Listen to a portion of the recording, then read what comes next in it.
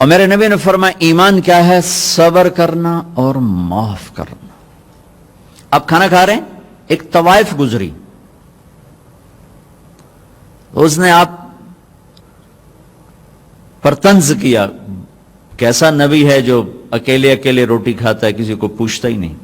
آپ نے کہا آؤ بیٹھو تم بھی کھا لو، سامنے بٹھا لیا۔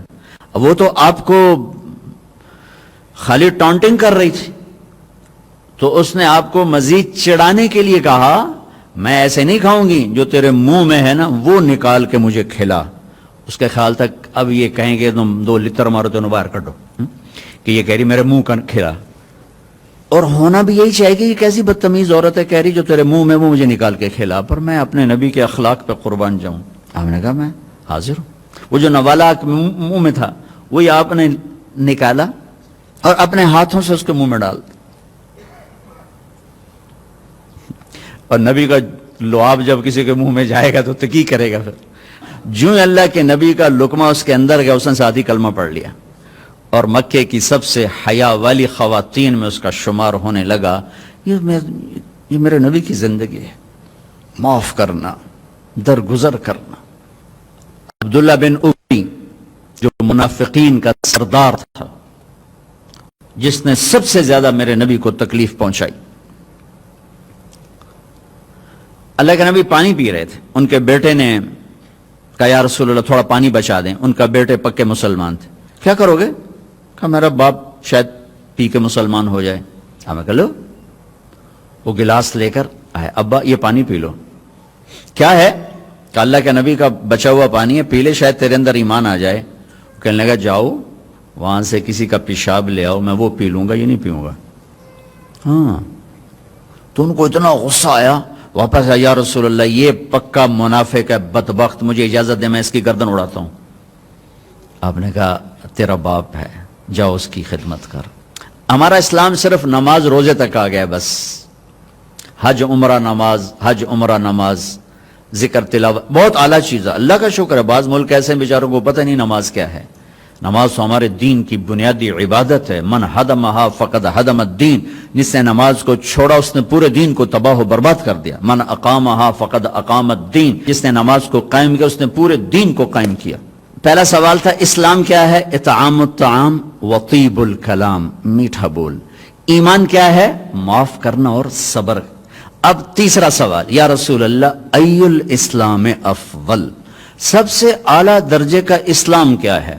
اللہ اکبر، کتنے اسلام کے خوبصورت اعمال ہیں، نماز، روزہ، تہجد، تبلیغ، ذکر، تلاوت، حج، عمرے، جہاد، کتنا کچھ ہے۔ آپ نے فرمایا من سلم المسلمون من لسانہ و یدہ، جو ہاتھ اور زبان سے کسی کو تکلیف نہ پہنچائے وہ سب سے اعلیٰ درجے کا مسلمان۔ سب سے اعلیٰ درجے کا اسلام کیا ہے؟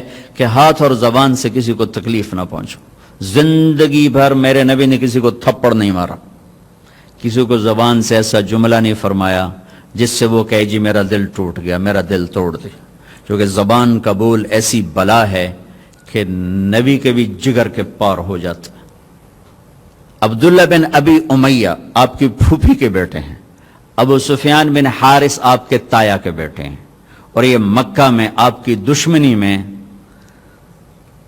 زبان بہت چلاتے تھے، ہاتھ نہیں، زبان، بہت گندی زبان۔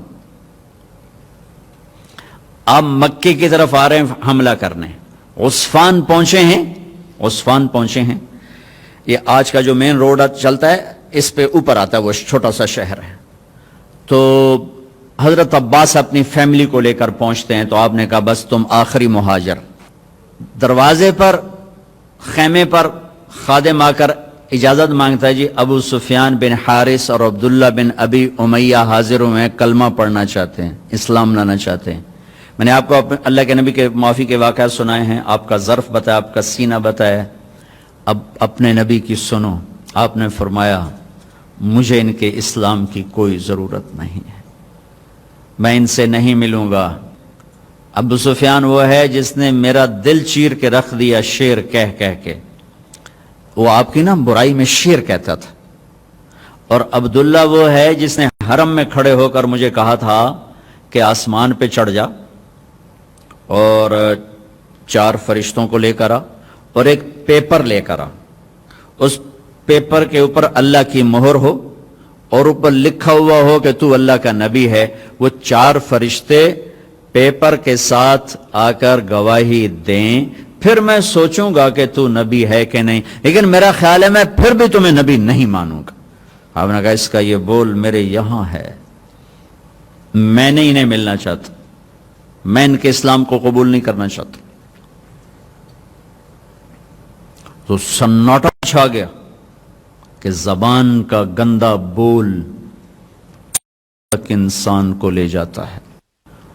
اور کتنا بڑا میرے نبی کا سینہ ہے جو اللہ کی وحی کو اپنے اندر برداشت کر لے, اس کا سینہ کتنا بڑا ہوگا, لیکن زبان کے بول نے تنگ کر دیا. وَلَقَدْ نَعْلَمُ أَنَّكَ يَضِيقُ صَدْرُكَ بِمَا يَقُولُونَ.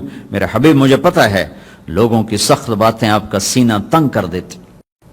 اللہ حضرت ام سلمہ کا بھلا کرے. اللہ کے نبی کی بیگمات میں ام سلمہ کا نے 2 جگہ بہت عظیم کردار ادا کیا, ایک یہاں اور ایک حدیبیہ کے موقع پر.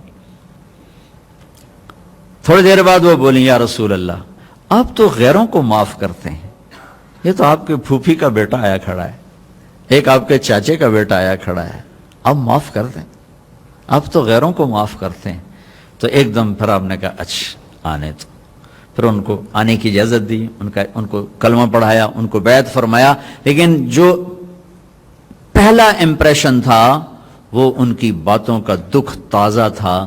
جب اتنے بڑے رسول کے سینے میں زخم کر دیتا ہے زبان کا بول, تو میری آپ کی زبان کیا کچھ کرے گی اگر اس زبان کو ہم نے شہد نہ لگایا, اسے میٹھا نہ بنایا, ہم خود اپنے رشتوں کو توڑ کے رکھ دیں گے. ایک میٹھا بول سارے زخم بھر دیتا ہے, اور ایک کڑوا بول اتنا گہرائی میں اترتا ہے کہ 7 سمندر میڈیسن بنا کے اتار دیا جائے وہ زخم نہیں بھر سکتا ہے. زبان کے بول میں اتنی کڑواہٹ ہے اور زبان کے بول میں اتنی مٹھاس ہے, میں اللہ کی قسم اٹھا کے کہتا ہوں ساری دنیا کے شہد کے ذخیرے اکٹھے کیے جائیں تو اس زبان کے بول کی مٹھاس اس سے زیادہ ہے. اور میں اللہ کی قسم اٹھا کے کہتا ہوں 7 سمندر کے پانیوں کی کڑواہٹ کو اکٹھا کیا جائے تو زبان کے بول کی کڑواہٹ اس سے زیادہ ہے.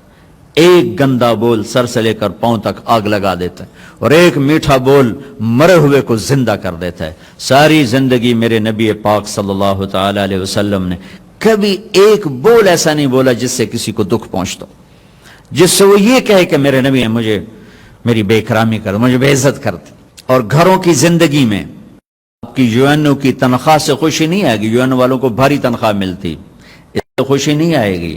کسی کا گھر ہو, کسی مولوی صاحب کا گھر ہو, کسی یو والے کا گھر ہو, کسی بادشاہ کا گھر ہو, اللہ کی قسم خامند اور بیوی کا سلوک اور میٹھا بول خوشی لائے گا, اور کوئی چیز خوشی نہیں لا سکتی. شکل صورت بھی کچھ عرصہ چلتی ہے, پھر اس کی کشش بھی ختم ہو جاتی ہے, جوانی ڈھل جاتی ہے, زندگی مختلف ادوار سے گزرتی ہے. ایک چیز ہے جو سدا بہار رہتی ہے اور بہار رکھتی ہے, وہ اخلاق ہیں, وہ اخلاق ہیں, وہ اخلاق ہیں. وہ آپ کا درگزر کرنا, آپ کا میٹھا بول بولنا, آپ کا محبت بھرا بول بولنا, آپ کا خطا سے درگزر کرنا, پکڑ دھکڑ طنز تانے, پوری زندگی برباد ہو جاتی. ساری زندگی میرے نبی نے کسی کو تانا نہیں دیا, ساری زندگی طنز نہیں کیا, کہ یہ دلوں کو چیر دینے والی چیز تعبیر ہے. اللہ تیرا شکر ہے تو نے میرے پاس سواری بھیج دی جو میرا سامان اٹھا کے آخرت کے گھر میں بھیج دے گی. سائل آپ کی آخرت کی سواری, تو سخی بن کے دیں, بخیل بن کے نہ دیں, اس سے اللہ کے غریب بندوں تک خوشیاں پہنچیں گی, دعائیں ملیں.